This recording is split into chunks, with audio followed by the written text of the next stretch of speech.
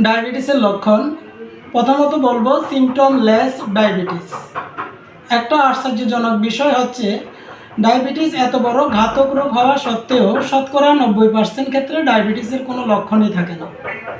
রোগী যখন কোনো রোগ চিকিৎসার জন্য ডাক্তারের কাছে যায়, ডাক্তার সন্দেহমূলক যদি ডায়াবেটিসের টেস্ট দেয় তখনই ডায়াবেটিস ধরা পড়ে, অথবা কোনো অঙ্গ বা কোনো রোগ সার্জারির প্রয়োজনে সার্জারি করার আগে ডায়াবেটিস টেস্ট করা হয়, বেশিরভাগ ক্ষেত্রে তখনই ধরা পড়ে।